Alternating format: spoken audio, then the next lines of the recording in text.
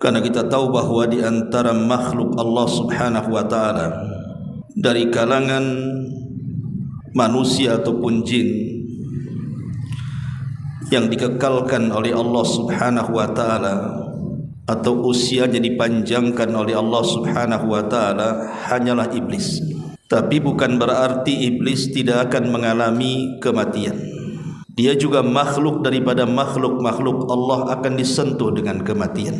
Tapi kapan kematiannya dan di mana dimatikannya dan bagaimana cara mencabut nyawanya, inilah yang kita akan bahas beberapa waktu ke depan. Ma'asyiral muslimin rahimakumullah, disebutkan di dalam surah Shad ayat 77 sampai 83. Allah Subhanahu wa taala berfirman, qala fakhruj minha fa innaka rajim wa inna 'alaika la'nati ila yaumiddin. Qala rabbi fa anzirni ila yaumi yub'atsun. Qala fa innaka minal munzirin ila yaumin waqtil ma'lum. Qala fa bi izzatika la ughwiyannahum ajma'in illa ibadaka minhumul mukhlasin. Allah Subhanahu wa taala berfirman, maka keluarlah engkau wahai iblis dari sorga ini. Sungguh engkau adalah makhluk yang terkutuk. Sesungguhnya kutukanku tetap atasmu sampai hari pembalasan. Maka iblis pun berkata di hadapan Allah, ya Rabb, berilah atas diriku tangguhan usia sampai hari mereka dibangkitkan. Maka Allah Subhanahu wa taala berfirman, sesungguhnya engkau termasuk yang diberi tangguhan sampai kepada hari yang telah ditentukan waktunya. Iblis menjawab, demi kekuasaan engkau ya Rabb, aku akan menyesatkan mereka semuanya kecuali hamba-hambamu yang mukhlis di antara mereka. Di dalam ayat ini Allah Subhanahu wa taala menggambarkan kepada kita ketika Allah Subhanahu wa taala merintahkan para malaikat termasuk juga iblis di dalamnya untuk sujud kepada Adam alaihi salam sebagai sujud penghormatan. Tapi kemudian iblis pun menolak karena dengki, hasad dan kesombongannya, merasa dia lebih hebat dibandingkan Adam alaihi salam. Lah karena iblis ini menolak perintah Allah Subhanahu wa taala, maka Allah murka. Kemudian Allah firmankan di sini, fakhruj minha fa innaka rajim. Kalau begitu keluarlah engkau dari sorga, engkau makhluk yang terkutuk, kata Allah. Bahkan Allah Subhanahu wa taala saking murkanya mengatakan, wa inna 'alaika la'nati ila yaumiddin. Dan ingat, kata Allah, kutukanku akan senantiasa ada padamu sampai hari pembalasan. Disinilah kemudian iblis meminta kepada Allah Subhanahu wa taala untuk ditangguhkan usianya, dan dia mengatakan, qala rabbi fa anzirni ila yaumi yub'atsun. Ya Rabb, kalau begitu tangguhkanlah usiaku sampai hari mereka dibangkitkan. Jadi iblis itu sebenarnya meminta kepada Allah Subhanahu wa taala untuk tidak mati selamanya. Sebab kalau seandainya iblis kemudian dihidupkan sampai manusia dibangkitkan, artinya iblis tidak pernah mati. Karena kita tahu bahwa tiupan sangkakala itu kan menurut pendapat yang kuat 2 kali. Di mana tiupan yang pertama itulah yang disebut dengan nafkhatul faza' wal maut, tiupan kejutan dan kematian. Baru setelah itu Allah Subhanahu wa taala perintahkan kepada Israfil untuk meniup tiupan yang kedua. Itulah tiupan kebangkitan. Maunya iblis itu ditangguhkan usianya sampai dibangkitkan manusia. Kalau begitu iblis tidak pernah mati. Karena ketika tiupan yang pertama semua manusia mati, dia tak mau mati. Dia maunya setelah tiupan yang kedua, artinya sudah pindah alam. Bukan alam dunia lagi, tapi alam akhirat, kan begitu. Intinya dia tak mau mati sebenarnya. Tapi Allah Subhanahu wa taala kemudian mengatakan, qala fa innaka minal munzirin. Baik, kata Allah, aku akan berikan tangguhan usia kepadamu, tetapi kata Allah, ila yaumil waqtil ma'lum, sampai hari yang Allah tentukan. Di sini menjadi khilaf para ulama, apa yang dimaksud ila yaumil waqtil ma'lum? Ketika Allah Subhanahu wa taala mengatakan, sungguh kamu termasuk orang-orang yang diberikan tangguhan sampai waktu yang ditentukan. Para ulama tafsir berbeda pendapat tentang waqtil ma'lum, waktu yang ditentukan oleh Allah untuk kematian iblis ini. Ada beberapa penafsiran, di antaranya perkataan Abdullah ibn Abbas radhiyallahu anhuma. Dia mengatakan yang dimaksud adalah arada bihi an-nafkhatul ula. Maksudnya iblis itu akan mati pada tiupan sangkakala yang pertama. Sebagaimana pada tiupan ini manusia akan dibinasakan oleh Allah. Semua binatang-binatang juga akan dimatikan oleh Allah, termasuk para malaikat. Maka iblis juga masuk di dalamnya. Kata Abdullah ibn Abbas radhiyallahu anhuma, ai hina tamutul khalaik, ketika semua makhluk dibinasakan oleh Allah Subhanahu wa taala ataupun dimatikan Allah Subhanahu wa taala, maka disitulah iblis pun ikut mati. Ini pendapat Abdullah ibn Abbas radhiyallahu anhuma, bahwa dia berpendapat bahwa kematian iblis itu pada tiupan sangkakala yang pertama.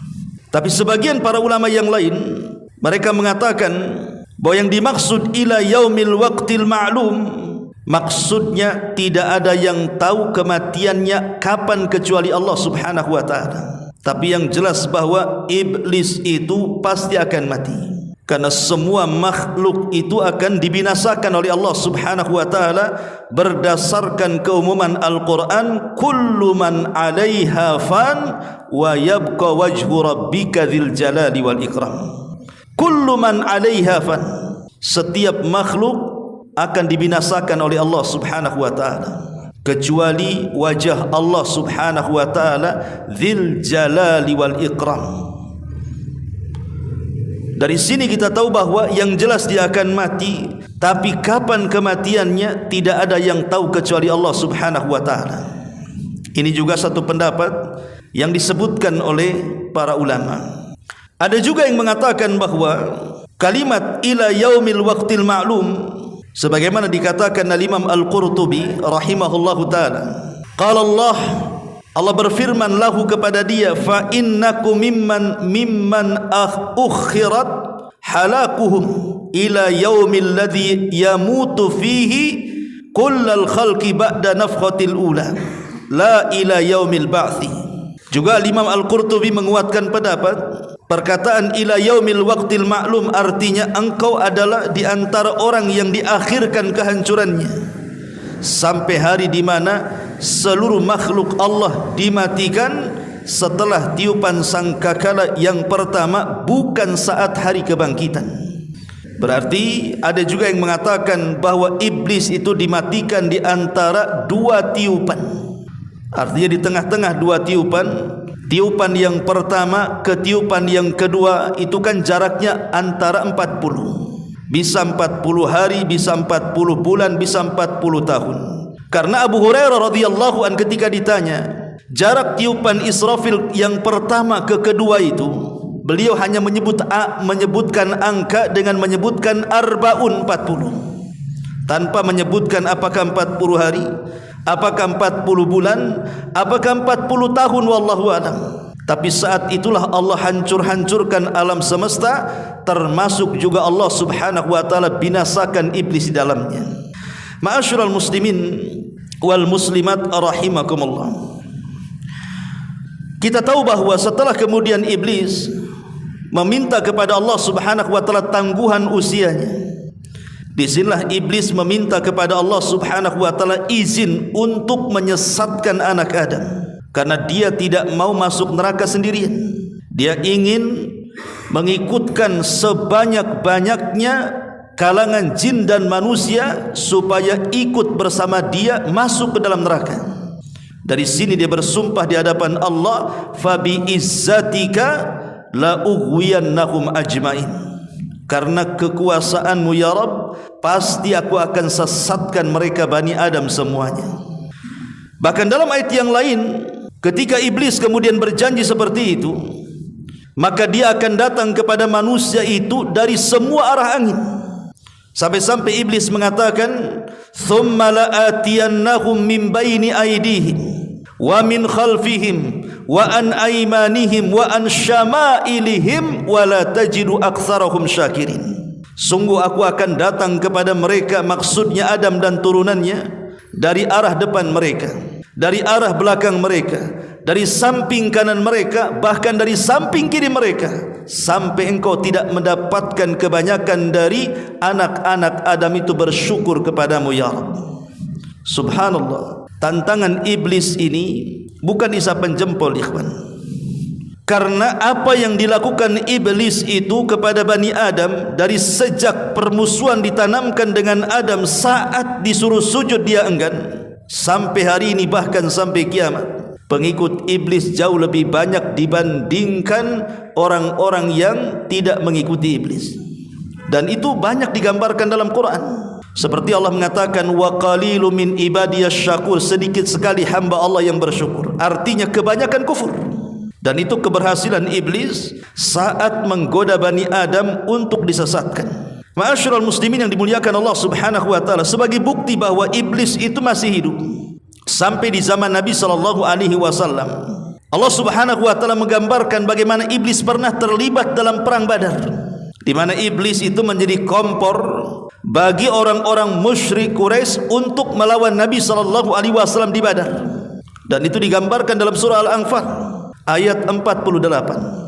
Allah Subhanahu wa taala berfirman, wa id zayyana lahumusy syaitanu a'malahum wa qala la ghaliba lakumul yawma minan nas wa inni jarul lakum falamma tara'atil fi'atani naqasa ala akibaihi wa qala inni bari'um minkum inni ara ma la tarawna inni akhafullah wallahu syadidul iqab. Dan ingatlah, ketika syaitan, maksudnya iblis di sini, menjadikan terasa indah bagi mereka perbuatan dosa, mereka kemudian iblis datang kepada mereka, maksudnya orang-orang kafir Quraisy, kemudian menghasut mereka. Tidak ada orang yang dapat mengalahkan kalian pada hari ini. Seranglah si Muhammad itu, dan sungguh aku akan menjadi penolong kalian. Jadi dalam perang Badar ini, iblis ini menyerupai manusia, kemudian datang kepada pasukan Quraisy, kepada para pembesarnya, kemudian menghasut mereka agar segera menyerang Rasul sallallahu alaihi wasallam di Badar dan menjanjikan kemenangan. Tetapi apa yang terjadi ketika perang sudah berkecamuk? Falamma tara'atil fi'atani, ketika kemudian setan ini melihat pasukan yang berhadap-hadapan itu nampaknya akan terjadi kekalahan dari pihak orang-orang kafir Quraisy, maka apa yang terjadi? Naqasa ala aqibaihi wa qala inni bari'um minkum, maka dia pun kabur dari pasukan itu dan mengatakan, aku berlepas diri dari kalian, inni ara ma la taron, karena aku melihat apa yang kalian tidak lihat. Inni akhafullah, saya takut kepada Allah, wallahu syadidul iqab, dan Allah yang zat yang sangat keras siksaannya. Dari sini iblis tahu bahwa dia terlibat dalam perang Uhud, sampai Allah gambarkan dalam surah Al-Anfal ayat 48 ini. Maknanya bahwa iblis itu masih hidup sampai di zaman Nabi SAW berusaha untuk mengompori orang-orang Quraisy untuk menyerang Nabi di Badar. Walaupun pada akhirnya Allah menangkan dalam peperangan ini, dan iblis pun kabur kemudian meninggalkan orang-orang kafir Quraisy. Bahkan juga dijelaskan, bukan hanya di perang Badar, iblis juga terlibat dalam perang Uhud. Kita tahu bahwa perang Uhud ini berbeda dengan perang Badar, karena perang Badar itu kan kita kaum muslimin mengalami kemenangan, tapi dalam perang Uhud ini terbalik, kaum muslimin mengalami kekalahan. Dan begitulah sifat daripada kehidupan. Wa tilkal ayyam nudawiluha bainan nas, yang namanya hari itu diputar-putar oleh Allah Subhanahu wa taala, terkadang menang, terkadang kalah. Dan itu sebagai ujian bagi kita kaum muslimin. Disebutkan dalam sebuah hadis, dari Ummuna Aisyah radhiyallahu anha. Dia mengatakan lamma kana yauma Uhudin, ketika terjadi perang Uhud, huzimal musyrikuna, maka orang-orang musyrik pun mereka kemudian menyerang kaum muslimin. Pada awal peperangan kita tahu bahwa Nabi SAW mengatakan kepada 40 atau 50 pemanah yang ada di Jabal Rumat itu, dan mengatakan apapun yang terjadi dengan kalian jangan pernah turun. Tugas kalian hanya memanah dari ketinggian, jangan ikut campur dengan pasukan yang di bawah. Ketika para pemanah mereka melihat kemenangan pasukan yang di bawah, karena orang-orang musyrik itu mereka lari tunggang langgang yang dipimpin oleh Khalid ibn Walid, ketika itu dia masih musyrik. Orang-orang yang di atas disangkanya sudah mengalami kemenangan, padahal itu siasatnya Khalid bin Walid. Dia mundur itu bukan lari, tapi mundur itu memutar bukit dia. Ketika para pemanah ini akhirnya kemudian tergiur dengan ghanimah, harta rampasan perang yang ditinggalkan begitu saja, mereka turun. Hanya beberapa orang yang bertahan di atas bukit itu. Lah saat mereka turun itulah maka iblis pun berteriak. Fasaha iblis, kata Aisyah radhiyallahu anha, dia mengatakan maka iblis berteriak, ai ibadallah ukhrakum, faraja'at ulahum fajtaladat hiya wa ukhrahum, fanadhara Hudzaifatu fa idza huwa bi abihi al-Yamani. Wahai hamba-hamba Allah, saudara-saudaramu, orang pertama dari mereka berbalik, dan dia dan orang-orang yang terakhir mereka pun akhirnya saling menyerang dan sebagian mereka gugur. Maksudnya begini, jadi orang-orang yang turun dari atas bukit itu ketika mau bergabung dengan pasukan yang di bawah, maka setan kemudian iblis berteriak seolah-olah yang di belakang itu adalah orang-orang musyrik yang hendak menyerang dari belakang mereka. Lah orang-orang yang di bawah disangkanya itu bukan sahabat, mereka adalah orang-orang musyrik. Akhirnya orang yang di bawah berbalik kemudian menyerang orang-orang yang baru turun dari gunung itu. Akhirnya terjadi peperangan di situ. Padahal sama-sama orang Islam kan. Lihat bagaimana iblis mengacaukan perang Uhud itu. Sampai-sampai ada beberapa sahabat yang gugur di situ. Sampai dijelaskan Hudzaifah ibn al-Yaman yang ada di situ, dia melihat ayahnya Al-Yamani. Dan dia mengatakan, ai ibadallah abi, wahai hamba-hamba Allah, itu ayahku Yaman, jangan kalian bunuh. Tapi namanya perang, kalau sudah berkecambuk itu sudah tidak dengar lagi teriakan kan. Akhirnya dibunuh juga tuh ayah daripada Hudzaifah itu, namanya Al-Yamani. Jadi mereka saling menyerang gara-gara kompor daripada iblis tuh.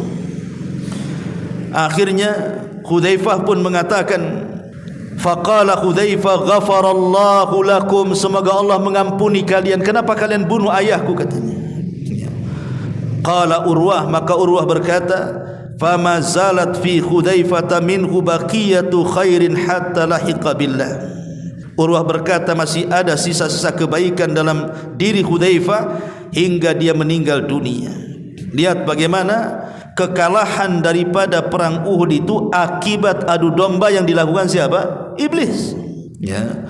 Ma'asyiral muslimin wal muslimat rahimakumullah. Bahkan bukan hanya iblis datang kepada kaum muslimin yang sedang berperang, dia pun datang kepada Nabi sallallahu alaihi wasallam. Dijelaskan dalam sebuah hadis yang sahih dari Abi Darda radhiyallahu anhu, qama Rasulullah sallallahu alaihi wasallam fasami'nahu yaqul a'udzu billahi minka, thumma qala al'anuka bi la'natillahi thalathan. Jadi Rasul sedang salat, tiba-tiba kemudian iblis datang mengganggu Nabi. Tiba-tiba kemudian di tengah-tengah salat Rasul mengatakan, aku berlindung dari Allah, aku berlindung kepada Allah dari kamu. Dan Rasul mengatakan, aku laknat dirimu sebagaimana laknat Allah kepada dirimu. Rasul menyebutkan 3 kali. Maka selesai solat, sahabat heran, kenapa di tengah-tengah solat Rasul berteriak seperti itu, sambil kemudian menjulurkan tangannya ke depan dan berlindung kepada Allah sambil melaknat. Jadi Rasulullah SAW sedang solat begini, tiba-tiba dia begini dan mengatakan a'udzu billahi mink, Aku berlindung kepada Allah dari kamu. Aku laknat engkau sebagaimana Allah melaknat engkau. 3 kali Rasul mengatakan seperti itu.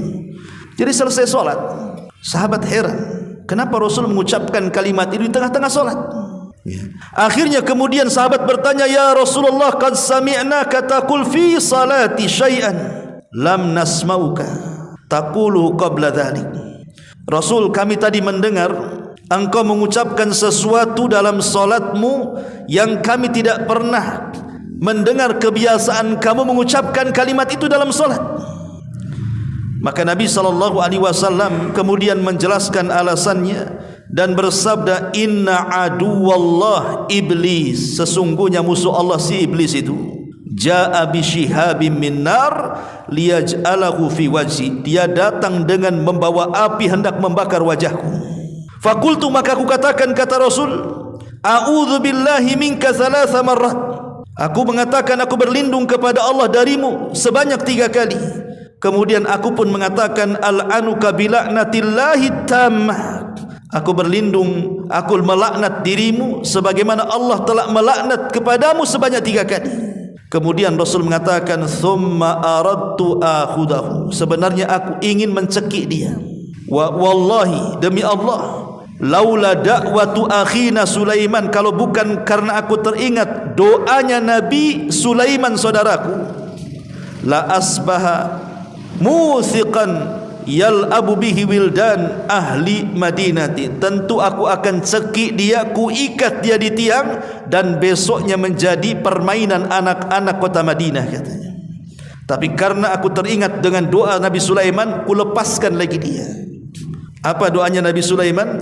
Di mana Nabi Sulaiman berdoa agar Allah tidak memberikan yang Allah beri kepada dia kepada orang setelah dan sesudahnya. Artinya kan Sulaiman bisa menundukkan jin. Sulaiman tidak mau bahwa kekuasaan yang Allah berikan dengan kemampuan mampu menundukkan bangsa jin diberikan kepada orang-orang setelahnya. Makanya Rasul teringat dengan kalimat itu, akhirnya dilepas lagi. Lihat, menunjukkan bahwa iblis itu hidup sampai zaman Nabi SAW, bahkan mengganggu solat Nabi SAW. Bahkan iblis juga hidup sampai hari ini.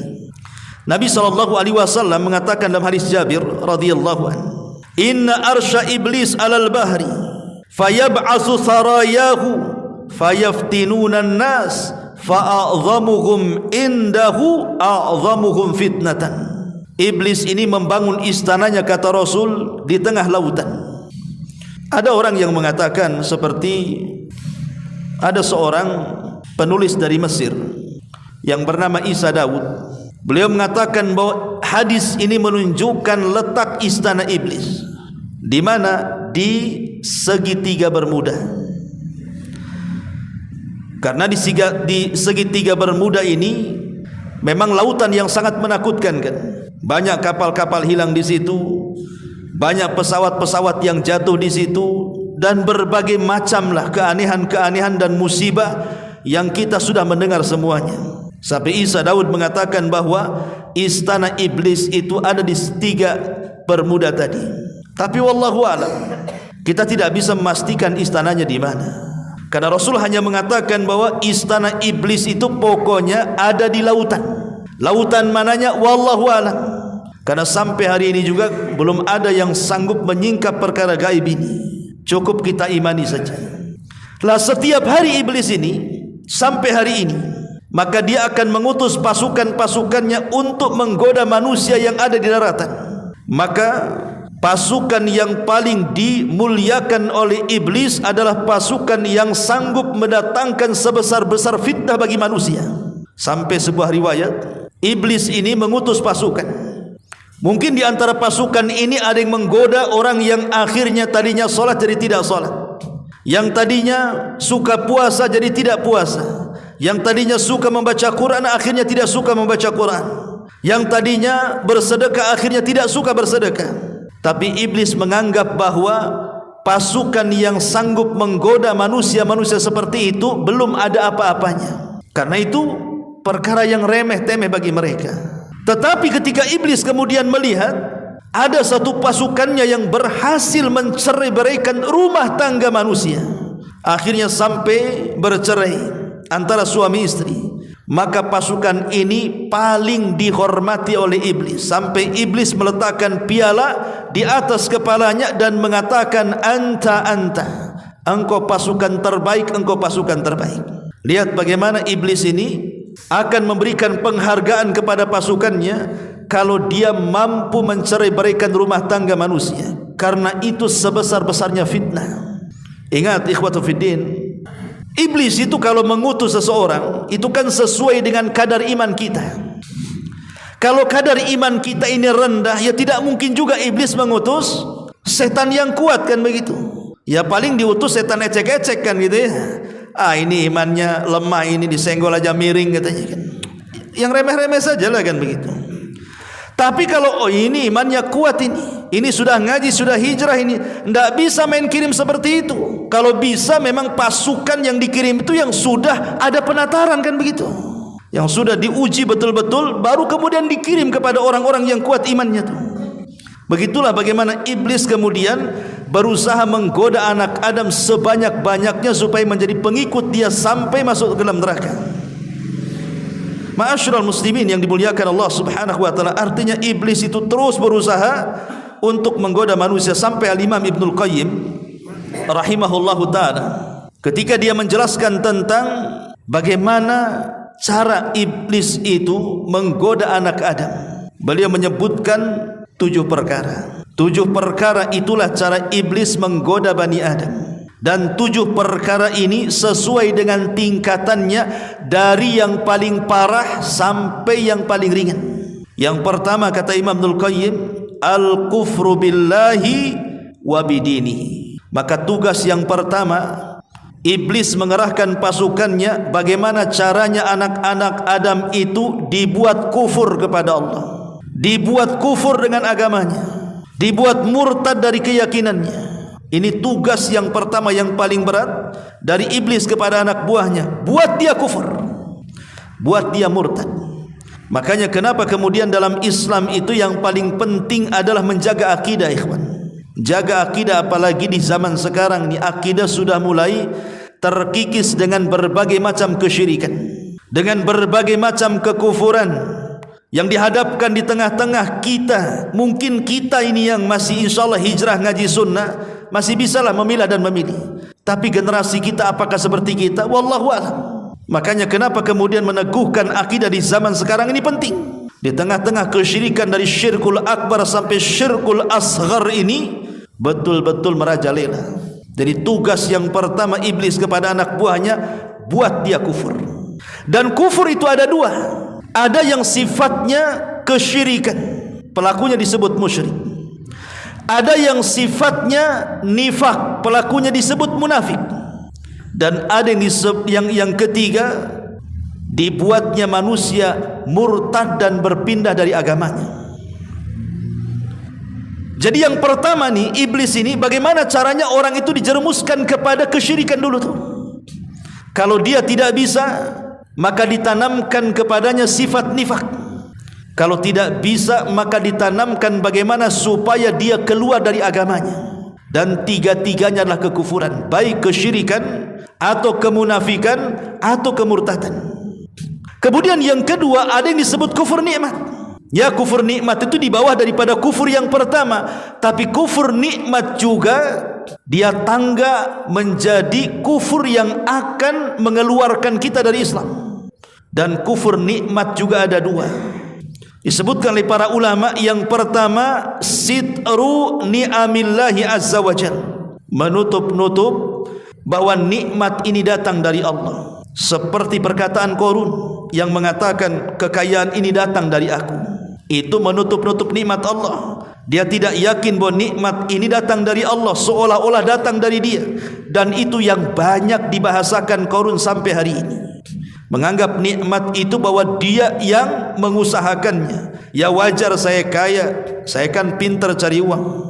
Wajar saya kaya, saya kan doktor, profesor, menteri, pilot, dokter spesialis atau apa namanya. Dia berusaha menutup-nutupi nikmat. Seolah-olah dia yang mendatangkan nikmat, bukan Allah yang mendatangkan nikmat. Ini yang pertama. Yang kedua, wa ya'mal bi mukhalafatil mun'im, dan dia pun melakukan sesuatu dengan nikmat yang Allah anugerahkan dengan maksud menyelisihi zat yang memberikan nikmat. Artinya kalau kita diberikan nikmat oleh Allah, umpamanya pandangan, ini kan nikmat dari Allah, tapi digunakan untuk menyelisihi zat pemberi nikmat Allah subhanahu wa ta'ala. Akhirnya seseorang menggunakan pandangan, dia pun memandang sepandang-pandangnya. Dia diberikan telinga mendengar sedengar-dengarnya. Dia pun bicara seomon-omonnya, ataupun perut mungkin juga seisi-isinya, asal masuk saja. Ya. Lah ini dua-duanya kufur.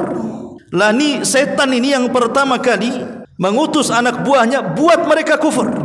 Ini yang pertama. Kalau tidak bisa, maka yang kedua al-bid'atu, dibuatnya mereka melakukan bid'ah. Perkara yang tidak diadakan di zaman Rasul diadakan di zaman sekarang. Kita lihat kan di masyarakat kita ini, contoh umpamanya salawat saja. Berapa banyak salawat-salawat yang aneh-aneh itu, ya kan? Terkadang diiringi dengan joget-joget, diiringi dengan musik-musik, diiringi dengan hura-hura. Anda ini sedang beribadah atau sedang apa kan begitu? Seperti orang-orang Syiah juga. Apabila datang bulan Muharram, mereka memukul-mukul badan.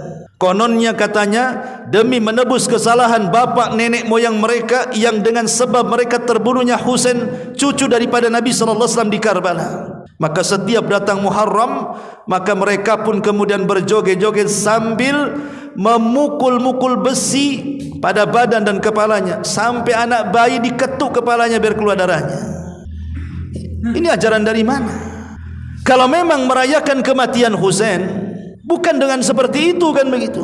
Bukankah Rasul yang mengatakan laisa minna man darabal hudud wa syaqqal juyub wa da'a bid'awal jahiliyah? Bukan termasuk golongan kami, kata Rasul, kalau orang sedang berkabung dia memukul-mukul pipinya, dia merobek-robek bajunya, dia berteriak-teriak ala jahiliyah, kata Rasul. Maka ini tingkatan yang kedua. Tingkatan yang ketiga, kalau mereka tidak bisa juga digoda dari jenis yang kedua, maka kemudian akan digoda dari jenis yang ketiga. Apa itu? Dicintakan dengan al-kabair, dosa-dosa besar. Digemarkan zina, disukakan khamar, dicintakan dengan judi, disukakan dengan ghibah, dengan namimah, dengan dusta dan begitu semacamnya. Tapi kalau juga tidak bisa lewat yang ketiga, maka akan lewat yang keempat, kata Imam Ibnul Qayyim, as-saghair. Bagaimana mereka disuruh untuk melakukan dosa-dosa kecil. Kalau tidak bisa juga dosa-dosa kecil, maka beralih ke yang kelimanya, disibukkan dengan perkara mubah. Ya, main bola itu mubah saja, tidak ada masalah. Tapi dengan sibuknya dengan perkara mubah, akhirnya gara-gara main bola capek badannya. Ketika sholat mulai pegal-pegal kakinya, enggak khusyuk. Ketika main bola tak ada pegal. Ketika sholat datang pula pegalnya tuh. Nah, ini kan bahaya kan. Itu masih mendingan sholat kan, kadang-kadang bablas waktunya. Nah ini kadang-kadang kemudian perkara mubah ini bisa melalaikan. Kalau tidak bisa juga dari perkara mubah, masuk kepada perkara yang keenam, disupaya mendahulukan yang tidak afdal dan meninggalkan yang afdal. Dibuatnya salat tarawih cepat-cepat katanya. Saya pernah bertanya kepada seseorang, kenapa salat tarawih kok harus ngebut-ngebut kayak gitu? Dia mengatakan yang lambat itu afdal Ustaz, yang cepat itu boleh katanya. Enak kali jawabannya. Lah kalau memang yang lambat itu afdal, yang cepat boleh, kenapa tak pilih yang afdal? Kenapa pilih yang boleh pula kan begitu? Itulah setan di situ tuh. Dia kemudian dicintakan kepada yang tidak afdal, yang afdal pun ditinggalkan. Kalau tidak bisa juga, nah ini yang terakhir nih, setan dah putus asa ini. Disitulah dia akhirnya apa? Menyuruh seluruh wali-walinya dari kalangan jin, seluruh wali-walinya dari kalangan manusia yang sudah loyal kepada mereka, seperti para dukun, paranormal, tukang-tukang sihir, preman-preman dan begitu seterusnya, untuk membuat kekacauan. Inilah tujuan iblis untuk menggoda manusia. Ma'asyiral muslimin yang dimuliakan Allah Subhanahu wa taala. Baik, kembali. Lalu kapan meninggalnya iblis dan bagaimana meninggalnya iblis dan bagaimana caranya meninggalnya iblis? Ma'asyiral muslimin yang dimuliakan Allah Subhanahu wa taala, disebutkan dalam sebuah riwayat dari Ahnaf ibn Qais, dia mengatakan, "Qadimtul Madinata wa ana uridu Umar ibn al-Khattab radhiyallahu anhu." Kata Ahnaf ibn Qais, dia mengatakan, saya pergi menuju kota Madinah, ingin berjumpa dengan Umar ibn al-Khattab radhiyallahu anhu. Tiba-tiba saya bertemu dengan Ka'ab al-Akhbar radhiyallahu anhu. Ka'ab al-Akhbar ini dulunya seorang pendeta, kemudian masuk Islam di zaman Umar dan baik keislamannya. Saya baca terjemahannya saja, ya. Jadi Ka'ab al-Akhbar ini menceritakan dalam satu majelis tentang kisah kematian iblis. Kata Ka'ab al-Akhbar, ketika Adam alaihi salam sedang menghadapi saat sakaratul maut, maka dia berkata, "Ya Rabb, musuhku," maksudnya iblis, "pasti akan mengejek kepadaku jika ia melihat aku telah mati, padahal dia diberikan tangguhan hidup sampai kiamat dibangkitkan." Maka Allah Subhanahu wa taala menjawab, "Wahai Adam, kamu langsung menuju ke sorga, tidak ada masalah. Sedangkan si iblis itu ditunda sampai hari kiamat usianya, supaya merasakan sakitnya kematian sebanyak makhluk yang pernah dia sesatkan dari awal sampai akhir." Kemudian Nabi Adam pun bertanya kepada malaikat maut, malaikat Israel. Tentu kalimat Israel ini diambil dari Israiliyat, karena dalam Islam itu tidak kenal malaikat Israel yang kita kenal malakul maut, ya. Jadi Adam berkata kepada malaikat Israel, "Sebutkan kepadaku bagaimana rasanya pedih kematian itu."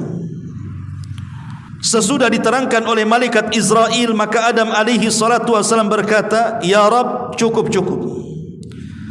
Maka ketika itu Ka'ab al-Akhbar terdiam dan tidak melanjutkan ceritanya. Maka orang-orang yang hadir dalam majelis Ka'ab al-Akhbar kemudian mereka bergemur dan mengatakan, "Ya Abu Ishaq," maksudnya Ka'ab al-Akhbar, "ceritakan kepada kami bagaimana ia merasakan kematian." Pada mulanya Ka'ab al-Akhbar menolak, tetapi karena didesak maka ia berkata, "Jika dunia sudah berakhir dan hampir ditiup sangkakala, sedang orang-orang ramai di pasar, mereka sedang sibuk bertengkar dan berdagang, tiba-tiba terdengarlah suara yang sangat keras di langit, hingga separuh penduduk bumi pun pingsan karenanya selama 3 hari. Bagi mereka yang tidak pingsan, mereka bingung, bagaikan kambing ketakutan dalam keadaan hiruk pikuk sedemikian itu. Maka terdengarlah lagi satu suara gemuruh bagaikan suara halilintar yang sangat dahsyat bunyinya. Maka tidak ada seorang pun melainkan mati karena halilintar itu.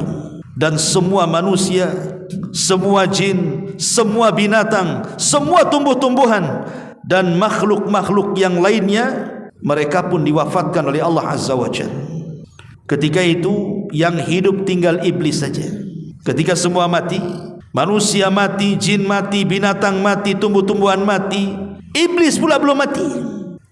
Maka Allah Subhanahu wa taala pun memerintahkan malaikat Israel atau malaikat maut, "Aku telah menjadikan padamu pembantu sebanyak orang yang pertama hingga yang terakhir. Dan aku telah memberikan kekuatan penduduk langit dan juga penduduk bumi kepadamu wahai Israel. Dan kini aku pakaikan kepadamu pakaian kemurkaan dan kemarahanku. Maka turunlah dengan membawa murka dan kemarahanku, cari si laknat iblis itu. Maka rasakanlah kepadanya bagaimana kepedihan kematian yang telah dirasakan oleh orang-orang yang terdahulu hingga yang terakhir dari kalangan jin dan manusia. Buat kesakitan yang berlipat ganda, dan hendaknya kamu membawa 70.000 malaikat yang kesemuaannya penuh dengan rasa murka dan kecemasan. Dan tiap malaikat Zabania membawa rantai dari neraka ladha, dan cabutlah dengan 70.000 rantai itu dari neraka dan beritakan kepada para malaikat, terutama malaikat maut, malaikat Malik penjaga neraka, supaya membuka pintu-pintu neraka untuknya, katanya.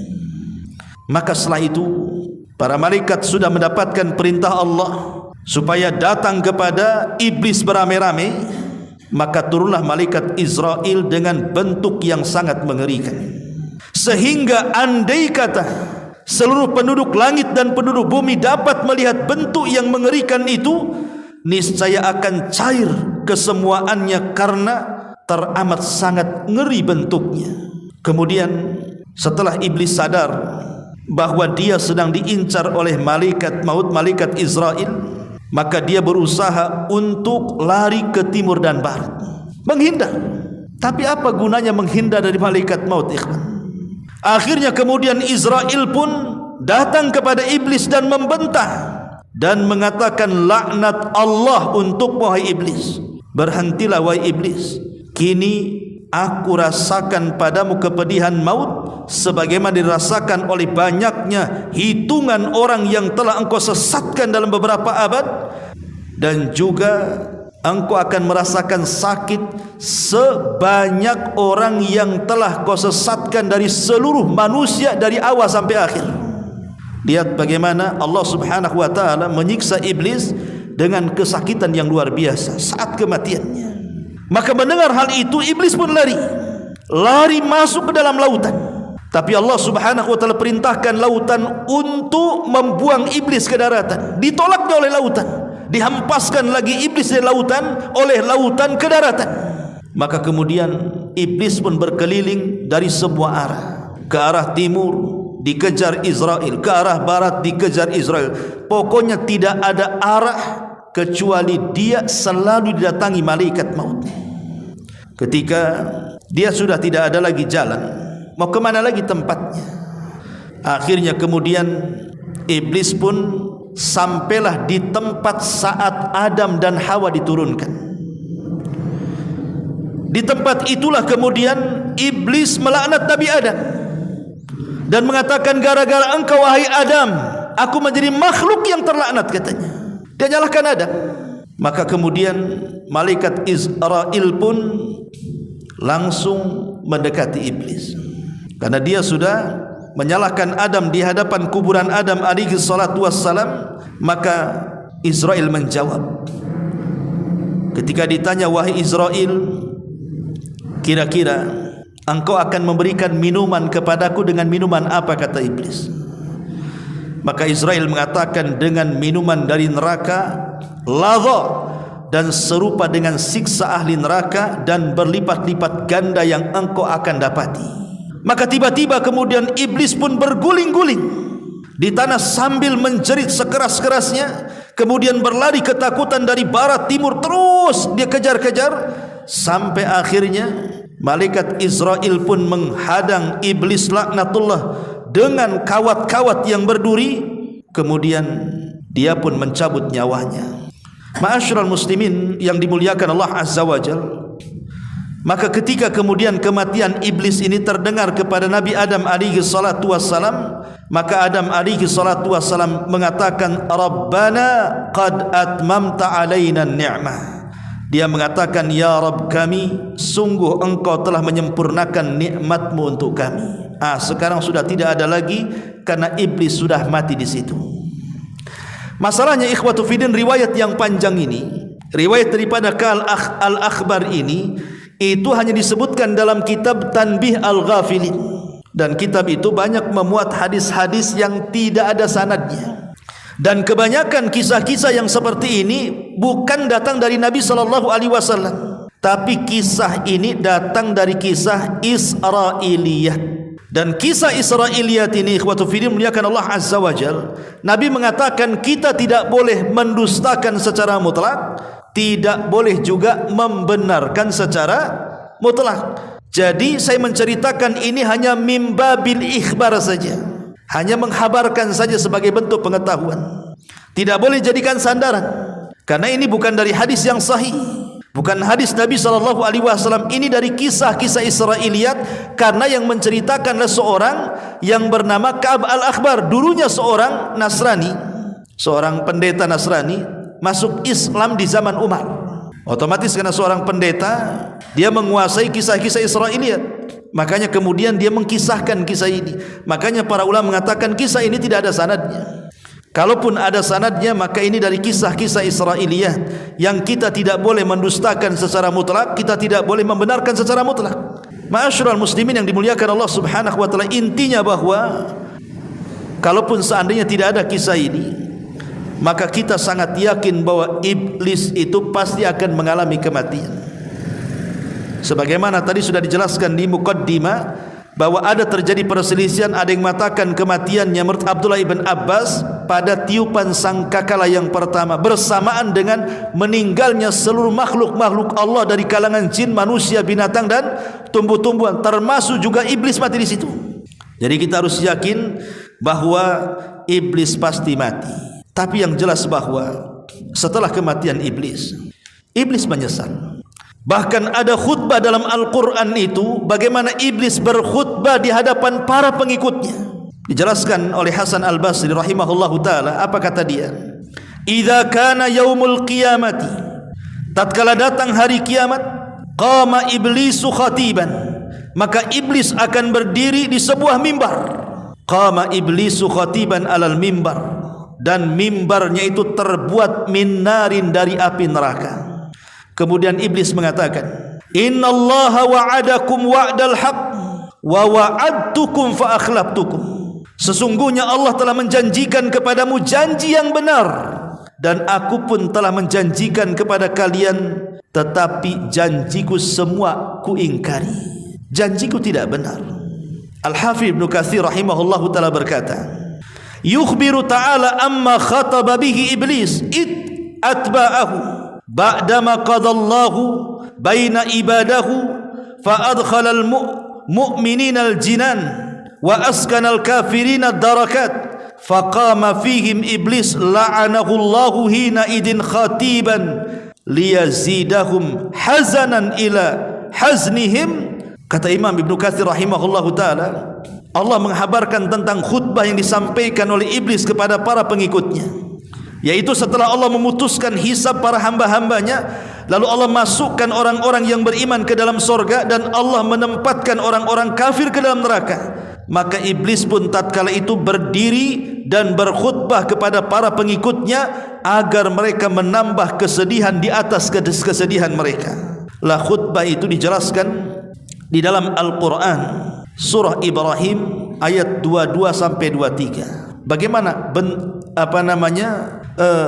kata-kata khutbahnya? Allah katakan, wa qala syaitan lamma qudiyal amru innallaha wa'adakum wa'dal haq wa wa'adtukum fa akhlaftukum wa ma kana li 'alaikum min sultan illa an da'awtukum fastajabtum li fala talumuni walumu anfusakum ma ana bimusrihikum wa ma antum bimusrihi inni kafartu bima asyraktumuni min qablu innadh zalimina lahum adzabun alim.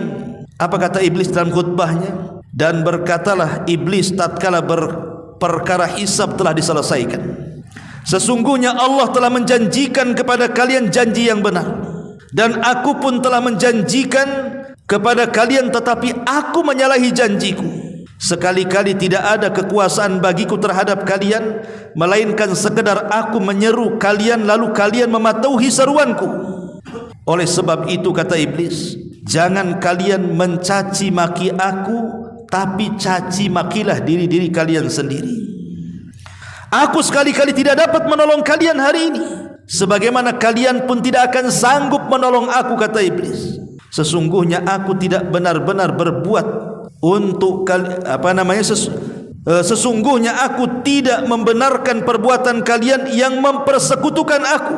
Lihat, iblis mengingkari dengan Allah sejak dulu. Sesungguhnya orang-orang yang zalim itu mendapatkan siksa yang sangat pedih. Inilah khutbah iblis di neraka. Maka Allah Subhanahu wa taala katakan, wa udkhilal ladzina amanu wa amilus salihati jannatin tajri min tahtiha al-anhar khalidina fiha biidzni rabbihim Dan dimasukkanlah orang-orang yang beriman dan beramal saleh ke dalam sorga yang mengalir di bawahnya sungai-sungai, mereka kekal dalamnya dengan seizin Rabb mereka. Lihat ma'asyiral muslimin yang dimuliakan Allah Subhanahu wa taala, disinilah penyesalan iblis dan penyesalan para pengikutnya.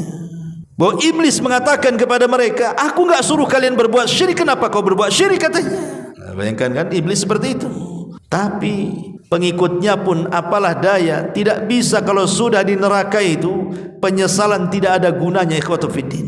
Penyesalan itu berguna saat mereka hidup di dunia. Kalau sudah mati, maka penyesalan itu tidak berguna. Bukan hanya penduduk neraka yang menyesal, penduduk sorga pun mereka menyesal. Karena waktu-waktu yang mereka hilangkan begitu saja di dunia tanpa berzikir kepada Allah Subhanahu wa taala. Inilah di antara kisah kematian iblis, mudah-mudahan ada manfaatnya.